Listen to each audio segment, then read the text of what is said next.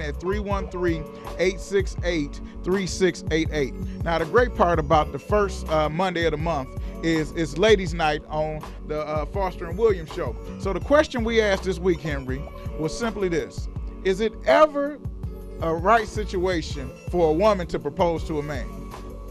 I always thought that was awkward. I've seen it over the years on TV shows, everything.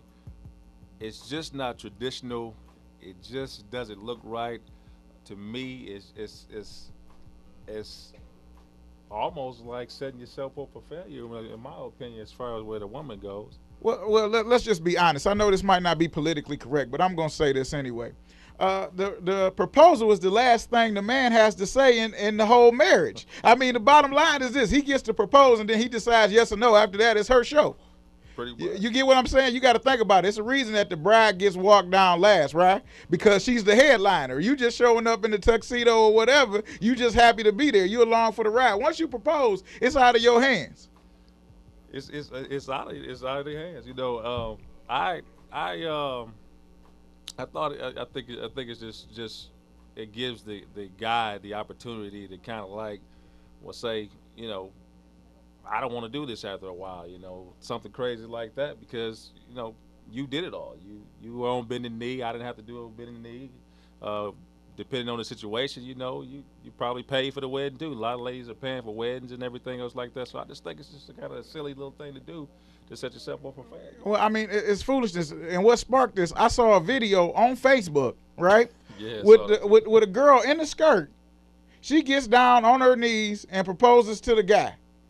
I just thought it was foolish. I was like, where are they doing that? I mean, I understand that it's a trend to take men now, and, you know, we got this, we metrosexual now and everything, everybody's equality, and I understand that everybody's opening the door for everybody else. We got all of that. But the question is, at what point do you say, guess what, I'm getting married, but I really want to be the bride instead of the groom in this relationship now. I'm going to let her propose to me because I got it like that. And so the guy sat there and he took the proposal and he said yes. So is he supposed to cry now? You know, that's usually what the woman does. When they get down on one knee, then they cry. I'm just saying, people, I guess they got to know the history of the ring. But we want to hear from the ladies. It was interesting because we put this topic on our Facebook page, right? And only the women responded. So and they all said no, right? Right. The women that responded said no on the Facebook page. No guys wrote in, liked the post, nothing. I guess they not. Well, I guess if they're not talking about marriage, they think it's right. They just don't want to be the first one to come out and say, yeah, it's right for a woman to propose to them. I mean, it's not right. It's not traditional. And I do want to throw it out there. If you do it, you know, it's awkward.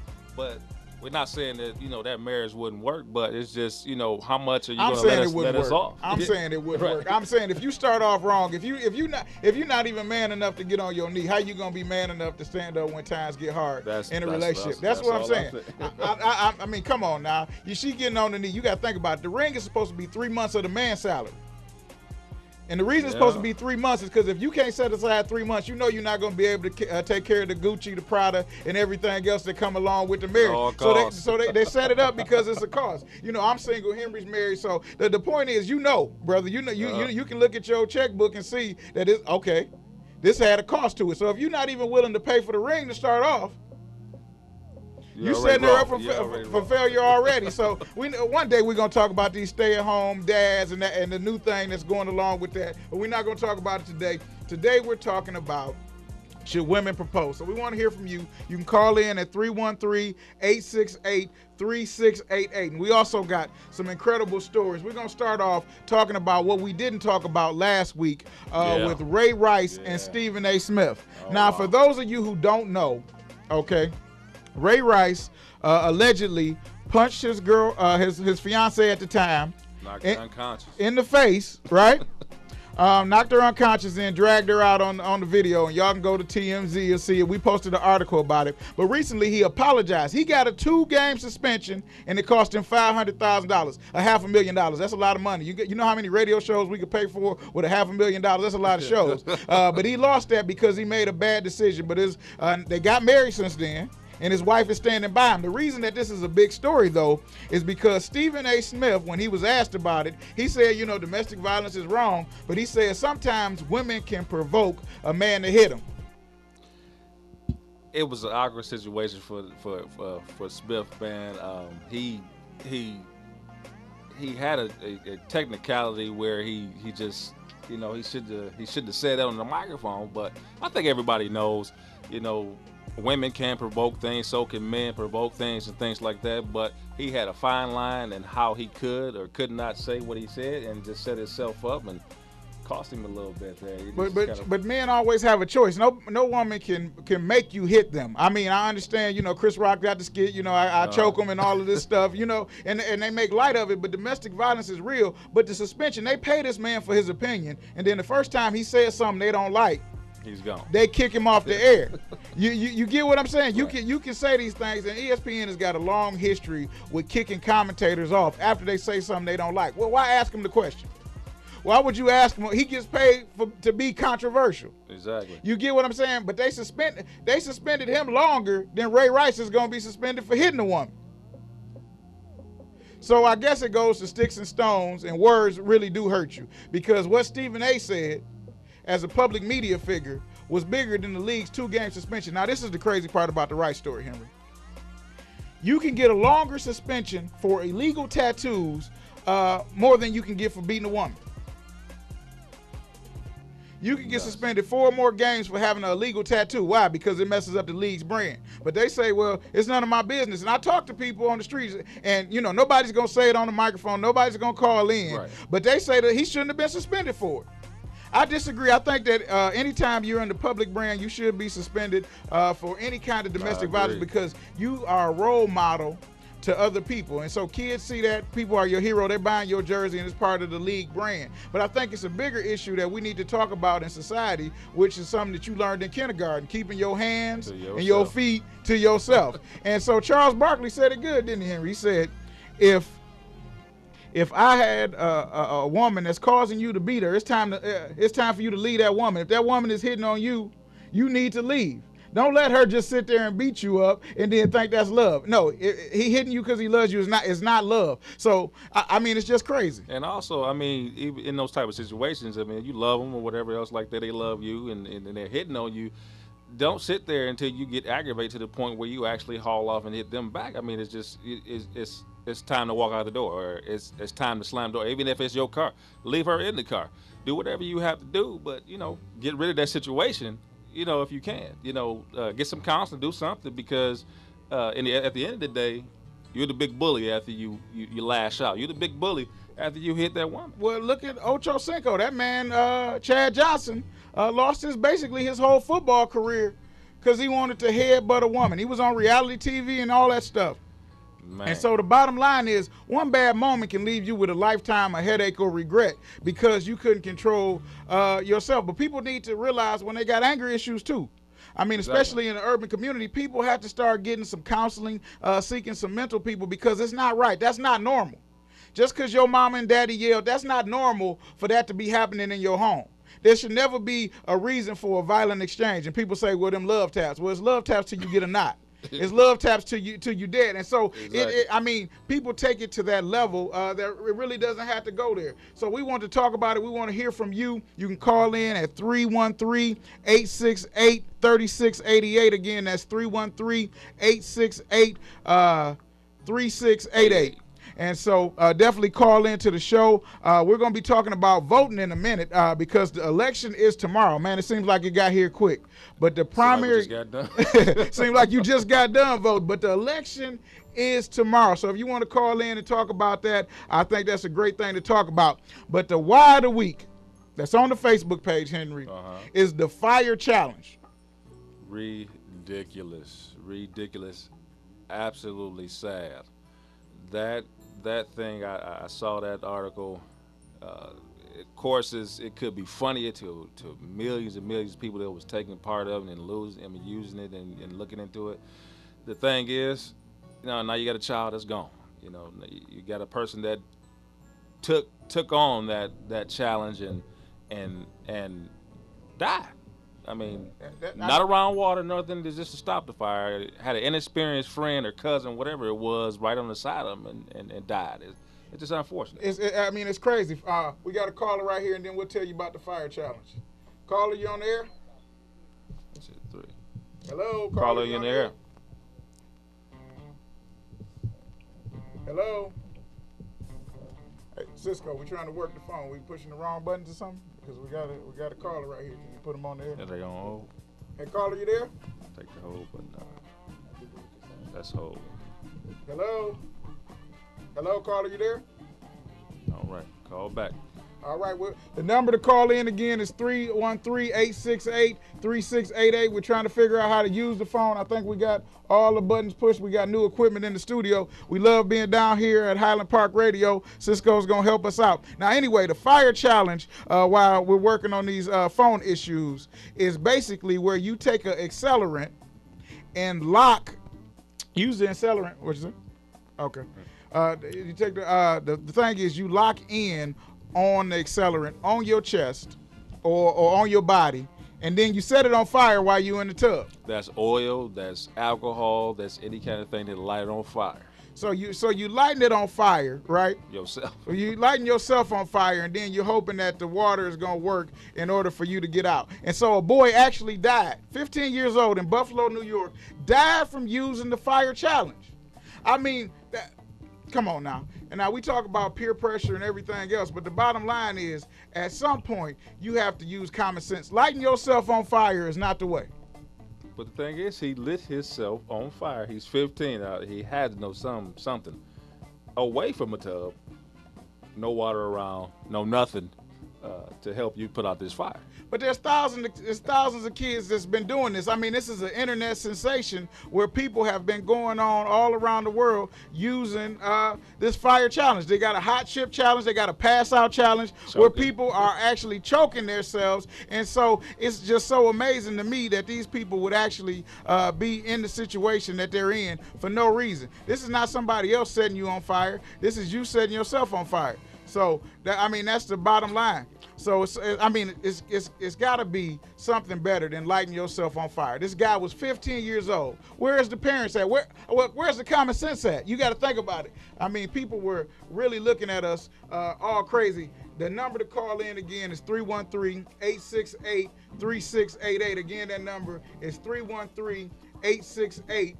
3688. And so this is the Foster and Williams Show, and we're talking about the fire challenge. Now, we did some dumb things. You know, we used to have Double Dare when we were kids and things like that, but nothing was about burning yourself up on fire or whatever. It might have been taking your bike off the curb. So we got a caller. Caller, you're on the air. Hey, caller, you there? So we still looking at it again. Again, that number to call in is 313-868-3688. So we're talking about the fire challenge. We're also talking about, is it ever right for a woman to propose? So again, that's 313-868-3688. The Foster and Williams Show. So another thing, while we're talking about the fire challenge, that was so crazy to me, Henry, was that a boy got suspended from school for actually reading his Bible during recess. When I read that, I don't get the point is, why do Christians get attacked? And if you're reading the Quran or you're reading something else, some other kind of literature at school, you don't get expelled, but they rallied against this little boy, mm-hmm. and expelled him because of a Bible. I just don't get it. You can have Buddhism, whatever else like that. I just don't get it. If we got freedom of speech, freedom of religion in this country, how in the world can an elementary school boy gets expelled for that? Well, what I'm saying is, with all the other things that's going on in schools, with kids getting pregnant and all this other stuff, why is him reading the Bible killing everything else? And so we got another caller, so we're going to try this for the third time. Let's see what's going on. Caller, are you on the air?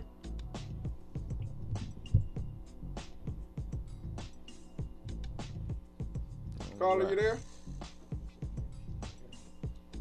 So again, we're waiting on the caller, but like I said, it's so crazy that somebody would be expelled from school, basically just trying to read their Bible during class. So I mean, it's just an amazing scenario when we look at what's going on. This guy was 13 years old. Now think about it. We got 11-year-olds getting pregnant by 12-year-olds and everything else. And so we're looking at the situation, and this guy's suspended for school. The parents said they're going to fight it, but why would the school administrators even say, oh, we're going to suspend you for practicing religion in class? It's crazy. Kids are twerking.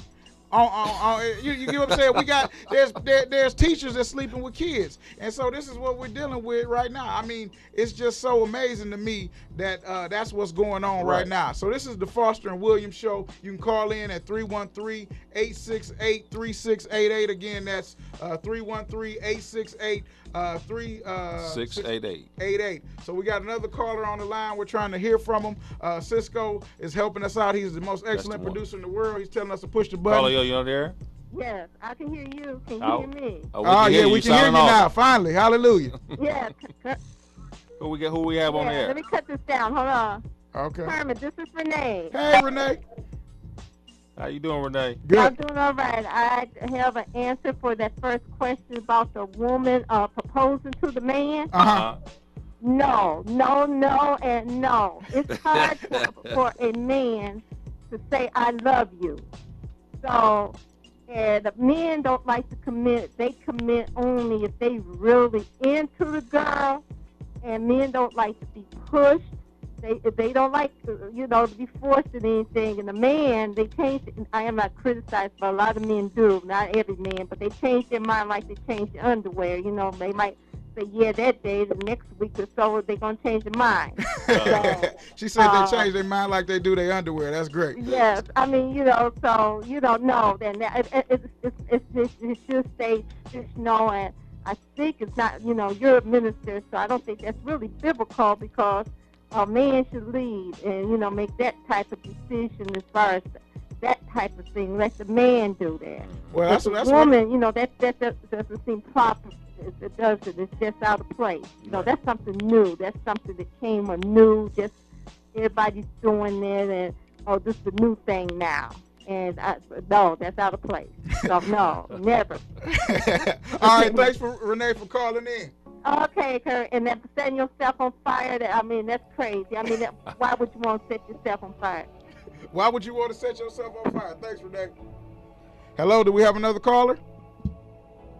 Okay, I guess not. All right. So the key thing that Renee called in and said is that should be a man's thing to do. And so people have really got it twisted now because it's all about the rings or whatever. They got engagement rings for men now. Now, people really don't want where their engagement ring comes from. Let me just give you a brief history on it, right? They used to cut around the finger.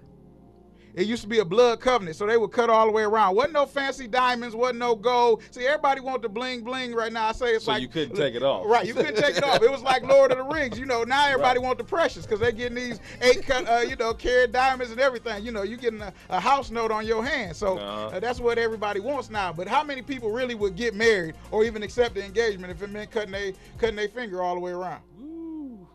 Oh yeah, see. Well, you don't have no women calling in on that. Anyway, they want everybody wants the pressure. So, but we're talking about today for the ladies because every first Monday first Monday of the month is going to be Ladies' Night on the Foster and Williams Show, and we're talking about should women propose to men?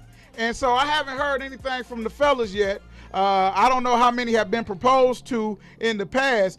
Cisco, you been proposed to? You want to talk about it? No, I want to talk about it, but I ain't been proposed to. Yeah. See, this is my thing. Now, if my woman proposed to me, I would feel less of a man. Like, I wouldn't feel right. Agree. Like, no, get up. Don't do that. I got you. But I just couldn't. Nah.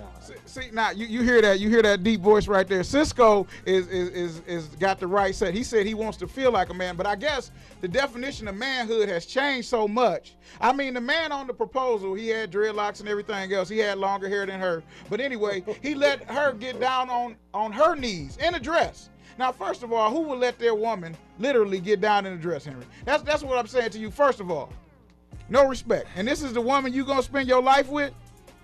It's just. I hope he meant well, but it's even on the story of the guy getting suspended with Bob. But this whole thing to me is just about getting out of context or getting out of order with how things used to be, and to be able to accept that, your woman getting on the floor in the dress, she didn't have on no jeans, you know, what kind of respect do you have for yourself and her, you know?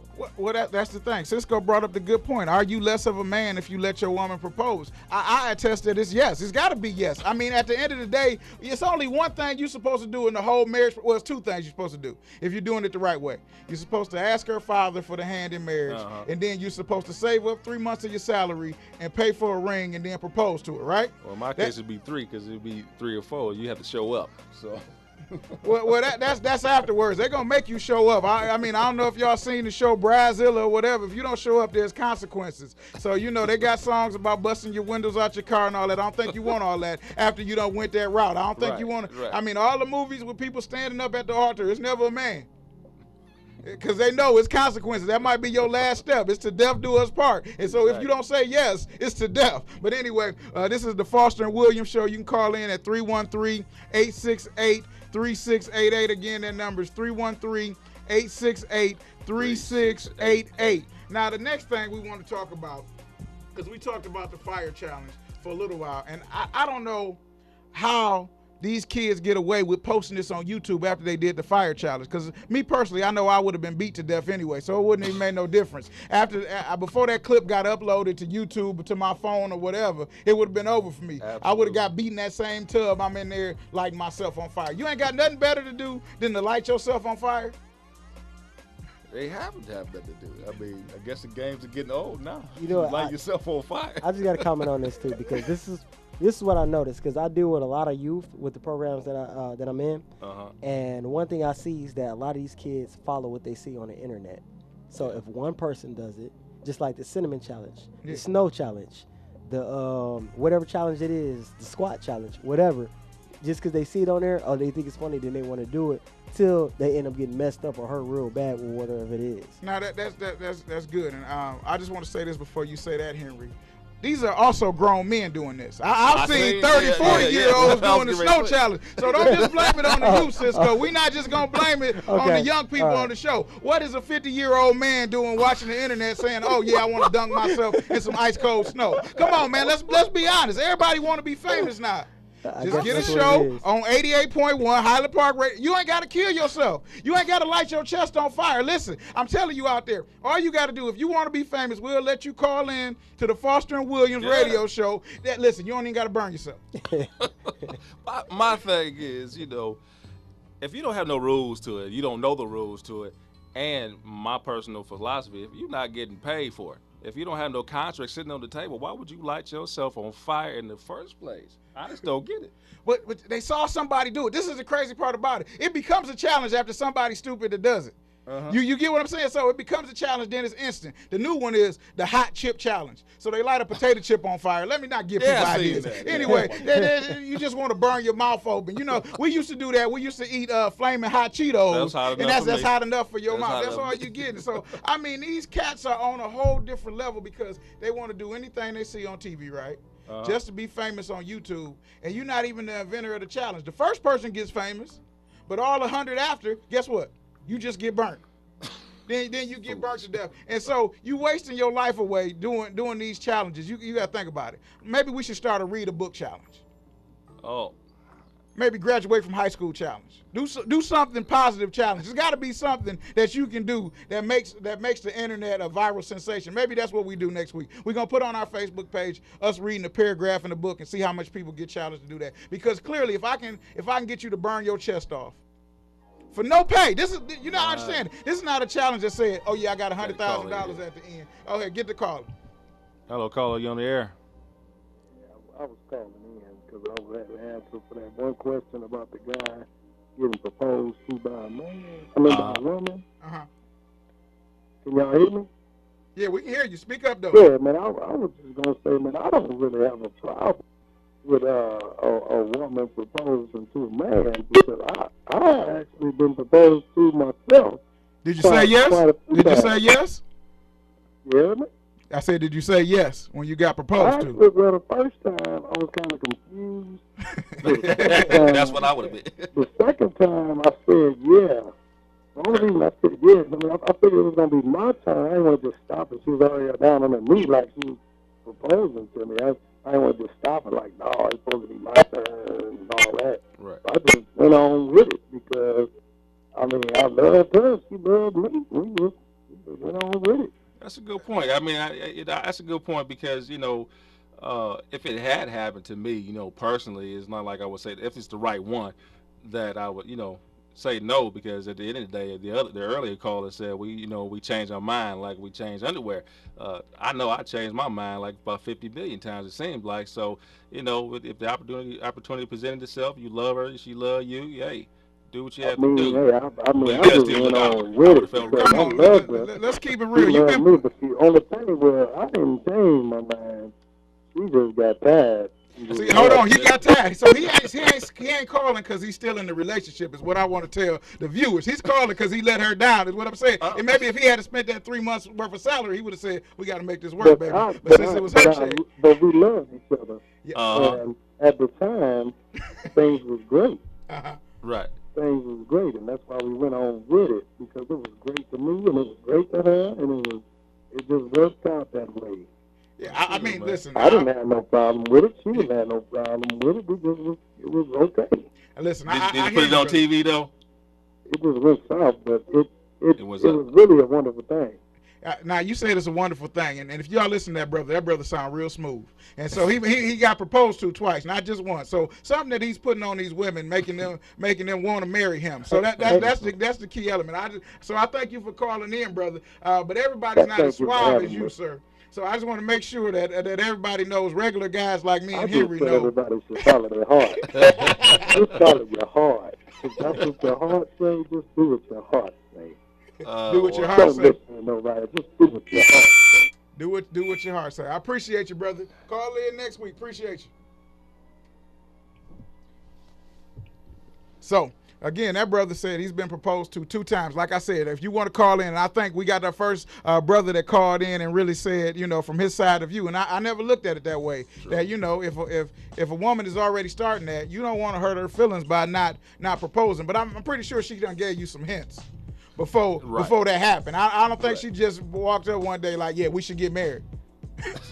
No, she was beating around the bush. She was cutting out bridal magazines and all kinds of stuff in the forefront. You was just taking too long. She looked at that 12-year mark and was like, yeah, we need to do something. Right. We got to wrap it up. But anyway, the number is 313-868-3688. Again, that's 313-868-3688. We want to thank our sponsors for today's show because it wouldn't be possible without the people making it happen. So the first sponsor we want to thank is Ebony Layouts, and the number there is 248-812-9126. Again, that's 248-812-9126. Also, if you want to call in, again, that number is 313-868-3688. This is the Foster and Williams Show. We're here every Monday from 8 to 9 p.m. Like us on Facebook, because we put all the stories that we're talking about on there from the week before. And so if you want to call in about anything, the fire challenge, the Ray Rice situation with women being domestically abused and things like that, you can definitely call in on that. We're about to have our job corner, but I got to let you know when a good job comes available, we got to tell you about it. They're having a job fair at Greektown Casino. Listen, Detroit. They're having it at Greektown Casino this Wednesday, not today, not tomorrow, but this Wednesday coming up. They're having a job fair from on August the 6th from 1 to 6 p.m. on the 5th floor. So bring your resumes, please. Now, I know Henry's going to talk about people not approaching the job the right way, but we got to make sure that people get a job. One of the major goals of this show is to make sure that every week that we're on the air, somebody gets hired. So we've also partnered with Michigan Works Job Link, and they have a job fair at 1850 Perry in Pontiac Street every Friday at 9 a.m. Now, write down this number. It's 248-276-1777. Again, that's 248-276-1777. It's the Community Ventures Job Fair, so definitely be a part. There's no reason that people can't get ahead in life. These people will actually pay for gas cards and things like that for you to get to work with transportation. So please take advantage. I know we're laughing and joking on the show, but it's nothing serious. I guess the 2 Chainz songs is nothing to cut that off, but it's nothing for DTE to cut your lights off. So make sure that you get out and get involved, especially with these job fairs and things that are going on, and really contact it. So we're still waiting on callers at 313-868-3688. The one thing I want to talk about before we get into the Henry's Business Corner is the sweet tea tax. Now, Cisco, I don't know if you heard this. They want to charge a penny for every teaspoon of sugar that's in a soft drink. So that price of Faygo, now it's 79 cents, right? They start charging for that sugar that's in that red pop. Okay, that's probably going to bring it up to $1.25. For every teaspoon. They want to charge, for every teaspoon, they want to charge the bottler a penny for every teaspoon of sugar. You know, I think I already get what that is.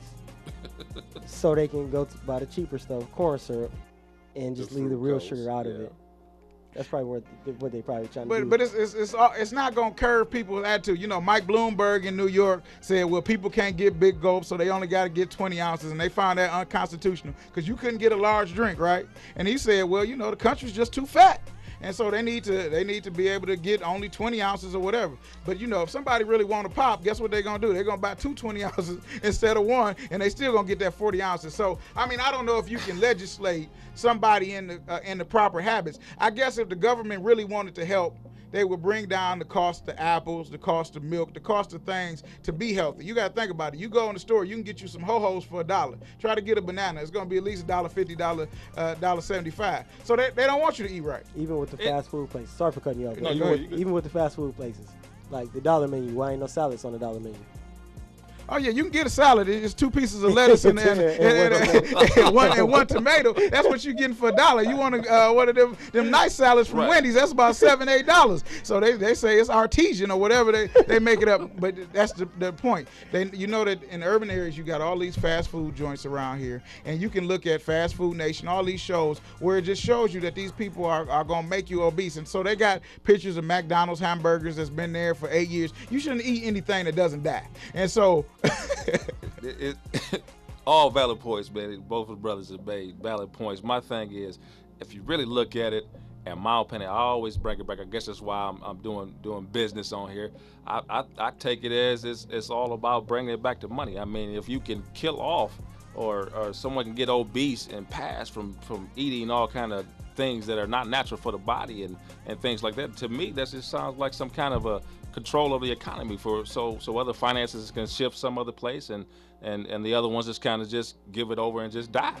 I don't particularly care for it. I mean, I guess the article was talking about basically it's supposed to help the diabetes and the obese people, but I don't see how that's going to actually happen when you tax it, and this is going to go into the businessman person's pocket or the government's pockets after the taxes are being paid. So I don't see how it's going to help the lay people. It's just going to help the other pockets of the largest ones already. Well, I mean, my thing is they spend billions of dollars on advertising, Pepsi, Coca-Cola, or whatever. If you watch any of the Super Bowls or whatever, you're going to see more of those commercials than you see anything. It goes right after beer. And, you know, if they could advertise cigarettes still, they would be advertising cigarettes. Mm-hmm. And so, I mean, I don't know if that's going to curtail it because at the bottom line, consumption is driven by consumerism and by commercials. You get what I'm saying? You barrage with that. I mean, think about it. When was the last time you really saw a Got Milk commercial? You might see 1 or 2 of them a year. You turn around, they got every supermodel drinking a Pepsi. So you want to drink a Pepsi too, because you like, well, I can get with Sofia Vergara if I'm drinking a Pepsi or a Coca-Cola. When they got the Got Milk guy, it ain't nobody out there. There's some horses and some little kids running around on the stable. That's not the life you want to live. You want to live next to Cindy Crawford. So what I'm saying is, a lot of that has to do with advertising, and then we got to start teaching our kids to make healthier choices at the beginning. If I knew what I knew now, you get what I'm saying? But come on, exactly. Let's be honest. You can get you 8 packs of ramen noodles for $2. What else you gonna eat for $2? Not much. Not much. What healthy option do you have for $2? That's the dollar menu. You get what I'm saying? That sloppy burger. You know, listen, when you eat, you got to think about it. You eating bologna sandwiches. You know what bologna is? That's just a hot dog unrolled. So you eat a fried bologna sandwich, and listen, I'm thankful that I was able to eat the fried bologna sandwiches, and every now and then I still want to eat one. But you know, when you start making healthier choices, if you're living in an atmosphere that has that kind of stuff and those vegetables and those fruits, then that'll make it there. But then we also got to be honest when we start talking about bridge cards and everything else. When people are going and buying 8 bags of Doritos instead of buying vegetables and everything else, let's be honest. I mean, they give double points at the farmer's market, right? Right. But you got to think about it. Places like Detroit and all of that stuff, people don't go to Eastern Market. When was the last time you seen somebody on the bus with 5 bags of vegetables? But you see them with them popping chips. So at a point, we get, you know, it's one thing to blame society because we know what they're doing to us. Mm-hmm. But it's another thing for us to continue to perpetuate it and then get mad and say, you remember it was a lady that tried to sue McDonald's. She said, I'm suing McDonald's for making me fat. Listen, they didn't put that burger to your face. You did that. But that's what I'm saying. I mean, it's too late now. What I'm saying is you could have made healthier choices. I understand it's harder to make healthier choices. And we got to talk about our government when we do that. So we're going to turn it over to Job Corner. When we get back, we're going to talk more about the pop, the chips, what people are doing, selling these stamps and all these other stuff. Now, we're not going to talk about that on the show because I want y'all to turn it off. But anyway, we're going to talk about business and job corners and what can really happen. So you can call in again. It's 313-868-3688. This is the Foster and Williams Show. And we're going to take a little segment, a little time here. I'd like to open up with, you know, for this business corner, everyone has an opportunity to do something. Job, career, business, you know, whatever you have, organization, whatever you want to call it. But the thing is, you know, we have to begin to think about what we need to take advantage of, whether it's small, large, or something enormous, some person that may be able to help you that you don't particularly know. You know, my point is, you know, and let's go here, man. You mentioned it earlier. We didn't get a chance to talk about it. I put a job posting on the site. Mm-hmm. Put a job posting on the site. It was paid, you know, $13 an hour for a security position. Okay, what happened? The point is, I love the views. You know, I'm looking for people to get hired for the position. There was 58 views when I looked at it. We had, I don't know if it's gentlemen, women, whoever, they called to the contact and began to name themselves as their nicknames trying to hire. Now, mind you, I specifically posted no felonies. Well, if you're thinking about no felonies, I assumed that people would call professional, call with a resume. Mm-hmm. Second little thing, call with a resume, and these gentlemen or these people, they just called. Seems like they were playing around. Maybe they just didn't know. Hold on, brother. So you're saying somebody called in and they was like, "Hey, this is Ray. I heard you got them jobs, cuz." Heard you got them jobs. I heard the gentleman told me that one person told them that their woman told them to call. Well, if I was answering the phone on the other end as the employee or the contact, well, that to me would seem like you don't want the job. That just means your lazy self, your woman wanted your lazy self to get off the couch. I mean, that's what it would communicate to me. Well, that's what it would communicate to me too. I mean, if you're calling about a $13 an hour job, right? Mm-hmm. Posted on the Foster and Williams radio show site, why would you think that it was appropriate for you to call in and say, "Oh yeah, my woman told me about this job"? Is she looking or are you looking? That's my point exactly. You know, and it's not a negative thing. If you don't know, hook up with us. We'll get you dressed up. We'll do something to help you be before a professional. But that leads me into my point. Whatever you get, with this $13 an hour job, $12 an hour job, whatever you want to call it, part time, something like that. You just don't know what you'll get after that. What that means is sometimes when you get something in business, in a career, or a job that you may not like, or something you just may not be sure of, sometimes when you go and take that position, even though it's not paying you enough, you have to begin to have things in your mind that, you know, this may not be a good job, but what if I meet the connection that I need to meet to get me to my next level? You want to think about that. So whatever you do, think about positioning, because you never know what's going to come after that. You know, I personally have grown over the last 10 to 15 years, Kermit, just by not by how much I got paid, by mastering how to make $235 work, to make $50 grow legally. I didn't have to do nothing illegal.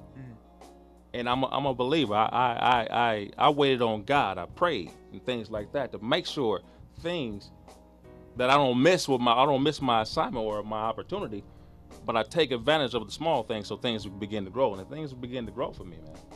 And so, for those in the audience, they don't know your story, Henry. I mean, you've always, as long as I've known you, you've always been entrepreneur. You've always been in business. I mean, tell them how you got started. I mean, because a lot of people just see you in your suit and your nice tie. I like that blue tie. You can leave it in my mailbox. But a lot of people just see you in your suit and tie, and they don't really know where you came from in your real story.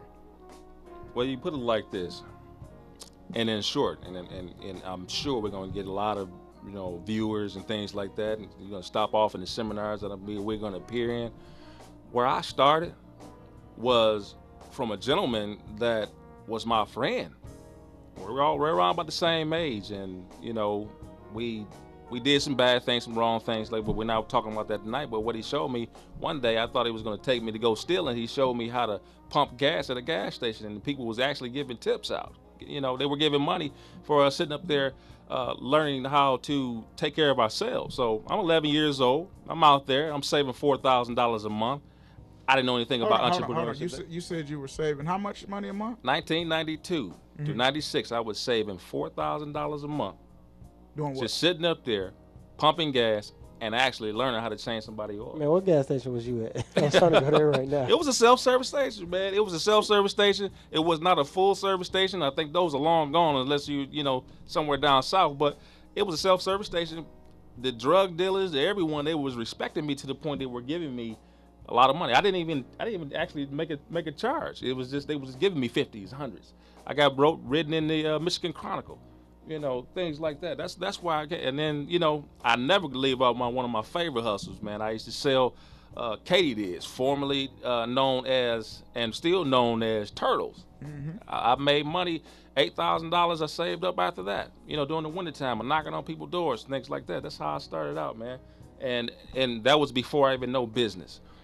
Now it all makes sense to me, but it was those little things that embarrassed me when I was sitting up at that station and kids laughing at me in their school, but behind the doors when we go going to class, they're asking me for $1 because I got a wad of cash in my pocket. Now that's a key point, man, that you said that at the time you was embarrassed working.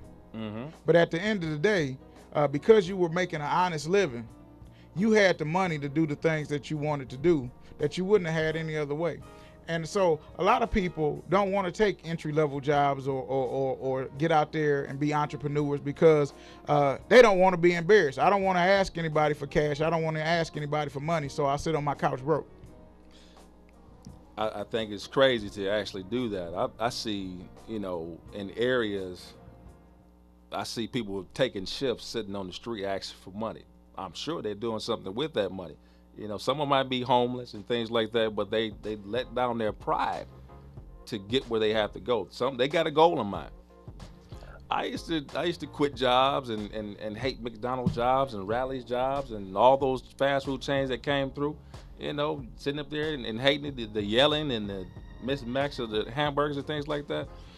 I kept in mind at the time though that that's not where I was going to be, and that's what I want to put out there. You don't have to remain where you are, and you have to keep that in mind when you are there at some place where you are not you are not able to make yourself want to be there, but have a plan. You're gonna hear us talking about have a plan forever.